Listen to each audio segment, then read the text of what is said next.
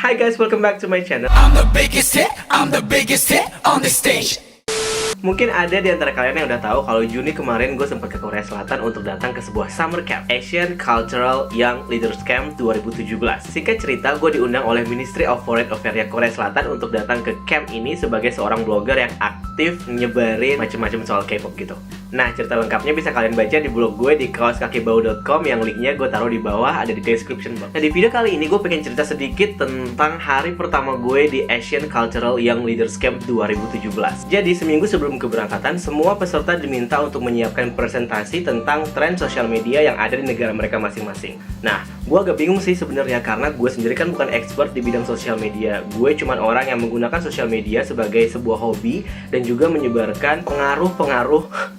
Kok kedengarannya jadi kayak aliran sesat gini. But anyway, gue menggunakan sosial media sebagai hobi dan untuk bersosialisasi dengan teman-teman gue yang suka sama K-pop. Jadi pada akhirnya gue memutuskan untuk bikin materi tentang gimana gue menggunakan sosial media selama ini. Ini juga sebenarnya bikin gue tuh ngerasa deg-degan banget karena yang pertama, gue nggak terlalu fasih bahasa Inggris, meanwhile gue harus presentasi dalam bahasa Inggris. Mungkin beberapa di antara kalian sering dengerin gue ngomong bahasa Inggris ketika live dan itu sangat berantakan banget. Gue juga tahu, but I don't know, I'm still trying, like fixing my English every day to be a better and better person who speak English, but I don't know if this even a right grammar.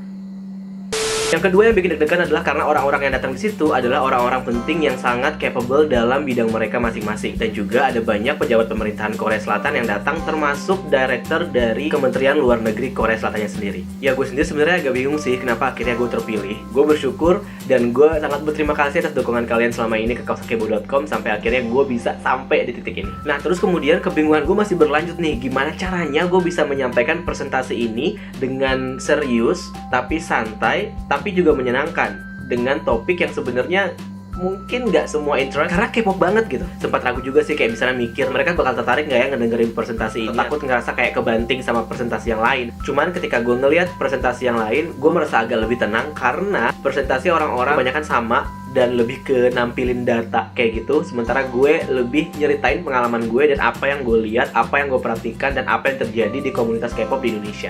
Dan itu juga yang bikin gue kemudian yakin untuk ngomong dengan percaya diri karena sejak awal gue diundang ke event ini sebagai blogger K-pop. Jadi harusnya nggak masalah dong kalau misalkan gue bikin presentasi tentang EXO, tentang BTS, isinya tentang Produce 101, tentang IU, dan juga tentang gimana Descendants of the Sun sangat hype banget di Indonesia. Sayang banget sih sebenarnya nggak ada yang videoin karena waktu itu gue saking paniknya jadi nggak sempat untuk nitip kamera ke teman atau minta tolong buat direkamin gitu. Yang presentasi gue seharusnya dilakukan setelah makan siang, tapi kemudian ada pergantian peserta dan gue jadi yang terakhir sebelum makan siang. Jadi kayak udah nggak ada preparation buat nyiapin kamera gitu. Kulan, are you ready? Are you ready for your presentation? No? I'm nervous though. In Mongolia, since we don't have industries, we don't have like centralized industry, we use Facebook for everything. So in Singapore, the newspapers have grabbed the opportunity to digitize the content. They will lose out eventually. In Machine Age 1.0, so we've heard of, they always end up in round numbers, don't they? So 4.0, I don't know, happened to 3.5 or... Tapi gue inget banget gimana gue mengawali presentasinya. Gue membuka slide pertama dengan 4 hal. Yang pertama, Ryok Ponorogo. Yang kedua, Afgan dan Raisa. Yang ketiga, Iwan Fals. Dan yang keempat, Slank. Kenapa Ryok Ponorogo? Gue juga nggak tahu sebenarnya. Jadi satu malam sebelumnya ketika gue mencoba untuk mempelajari lagi materi gue bikin notes gitu sebagai contekan. Dan ketika gue ngomongin culture, itu adalah hal yang pertama muncul di kepala gue. Terus kenapa Afgan dan Raisa? Sebelum berangkat, kebetulan Raisa sedang heboh banget karena dia baru aja ngomongin pertunangannya dengan Hamish Daud. Dan pada saat itu terjadi National Heartbroken Day. Ketika gue ngomongin itu, semua orang langsung ketawa dan gue ngerasa semakin semangat buat ngebahas hal yang selanjutnya. Terus kenapa Iwan Fals dan Slank? Oke, kita sama-sama tahu kalau dua musisi ini adalah musisi dengan jumlah fans paling banyak di Indonesia. Dan mungkin kalian juga sering lihat meme kalau misalkan apapun konsernya, pasti bendera Slank akan tetap berkibar di situ.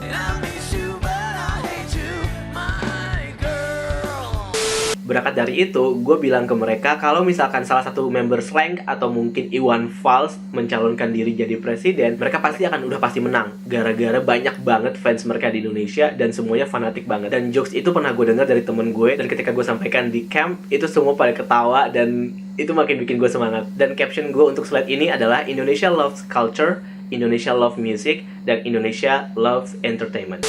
Decade plus has connected billions of people around the world in a way never before possible, and on a scale that even affects international diplomacy through soft power. Korea's Ministry of Foreign Affairs and the Korea Foundation have invited around 20 young industry leaders from the Asia-Pacific region to share how their countries use social media and how it could be used to strengthen the soft power of the region. Ijiwan has this.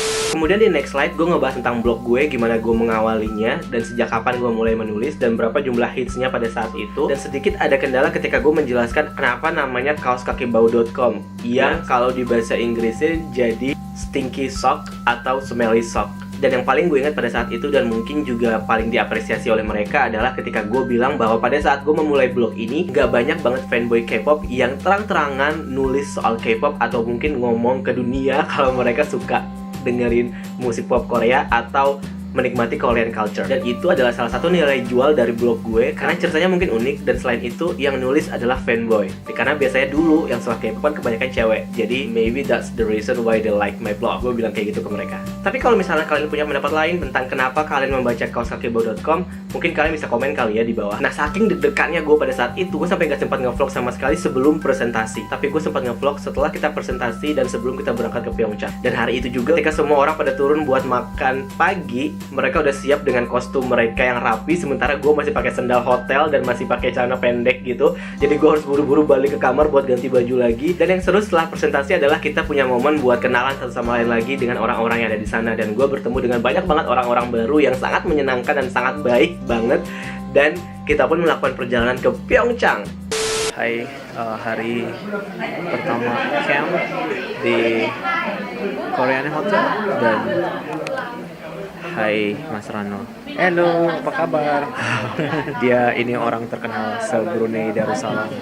Jadi tadi gue udah presentasi, gengs, dan itu bener-bener kayak gue nggak tahu deh hasilnya kayak gimana karena cepet banget dan juga ternyata dadakan tiba-tiba panggil karena listnya berubah-ubah jadi agak dadakan. So yes, bahasa Inggris gue juga belepotan tapi bodo amat lah ya, udah kejadian juga. So I'm really enjoy. Hi.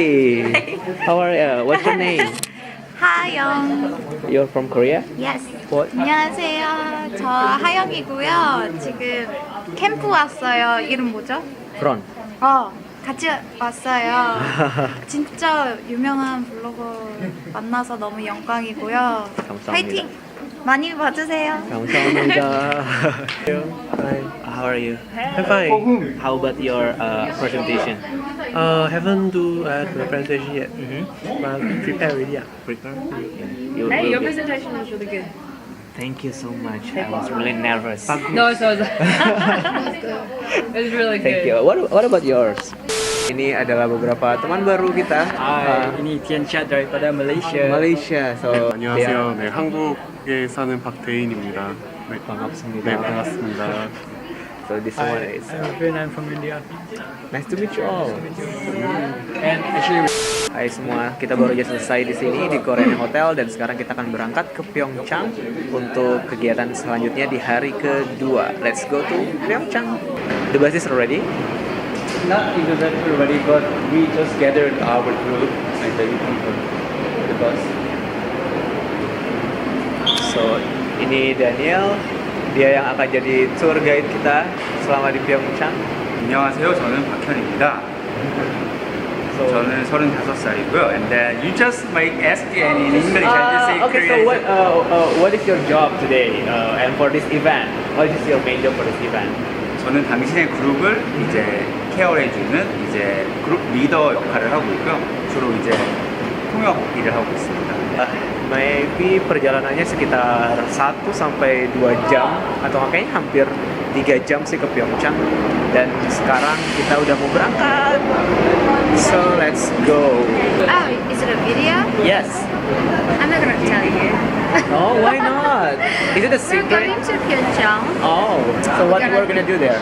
We're gonna travel around and see the Pyeongchang, the Olympic. The Olympic side. Yes. It's gonna be fun, right? I'm becoming nutty just because you're. I just want to sleep. Do not snore. Yeah, I'm not. I want. Oke, sebelum sampai di Pyeongchang kita mampir di salah satu rest area dulu. Agak mendung dan sepertinya mau hujan. Kayaknya waktu itu gue juga sempat mampir ke sini, tapi waktu itu pas winter. Jadi suasananya terlihat sangat beda banget sekarang. Ada banyak banget makanan di sebelah sana yang sebenarnya harusnya bisa dicobain. Cuman kayaknya so yeah, we're making a lot of good friends today, a lot of new friends actually. Kita sampai di Pyeongchang finally, dan di sini lumayan dingin ternyata. Berkabut banget di sana. Dan tapi lebih seger daripada di Seoul. Dan kita mau makan dulu. Nggak tahu makanannya apa. Semoga nggak ada babi-babinya ya, karena tempatnya terlihat seperti tempat babi-babian gitu kan. Jadi ya, let's go.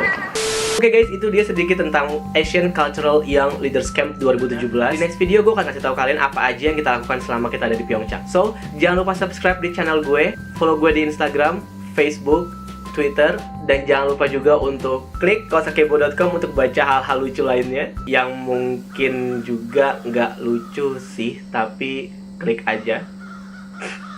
Thank you so much for watching and I'll see you on the next video. Annyeong.